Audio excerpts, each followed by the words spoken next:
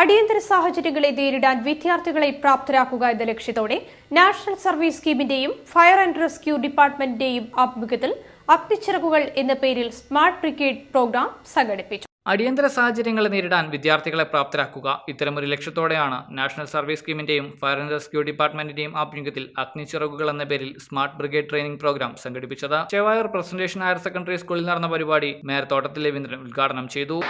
എന്നെ പ്രശ്നം വരുമ്പോൾ മാത്രമേ നമ്മൾ ഇവരെ നോക്കാറുള്ളൂ. നമ്മളുടെ കഴിവിനപ്പുറത്ത് എത്തുമ്പോഴാണ് നമ്മൾ ഇവരെ വിളിക്കുന്നത്, ഇവരുടെ സഹായം അഭ്യർത്ഥിക്കുന്നത്. പിന്നീട് അവരെന്ത് ചെയ്യുന്നു എന്നുള്ളതിനെ കുറിച്ച് നമ്മൾ ബോധവാന്മാരെയല്ല, നമ്മളത് ആലോചിക്കാറില്ല. ലോകത്തിൽ ഇപ്പോൾ നമുക്കറിയാം, ഈ ചാനലുകൾ മുഴുവനും കാണുന്ന, പക്ഷേ അധിക ചാനലും നമ്മൾ വേണ്ടാത്തതാ കാണാൻ എപ്പോഴും നമുക്ക് കൂടുതൽ ശ്രദ്ധ അതിലാണ്.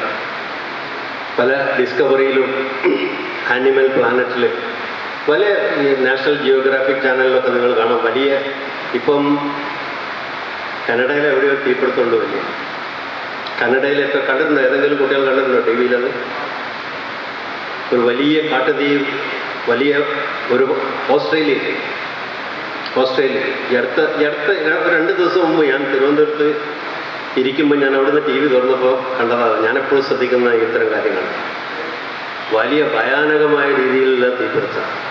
പ്രസന്റേഷൻ സ്കൂൾ പ്രിൻസിപ്പൽ സിസ്റ്റർ പൗലിൻ അധ്യക്ഷത വഹിച്ചു. Fire and rescue department assistant divisional officer Arun Bhaskar മുഖ്യപ്രഭാഷണം നടത്തി. S Sreejith, M K Faisal, A P mini, K N Rafeeq തുടങ്ങിയവർ സംബന്ധിച്ചു. തുടർന്ന് അടിയന്തര സാഹചര്യങ്ങളെ നേരിടാൻ ഉപയോഗിക്കുന്ന മാർഗ്ഗങ്ങൾ വിദ്യാർത്ഥികൾക്ക് നേരിട്ട് പരിചയപ്പെടുത്തി കൊടുത്തു.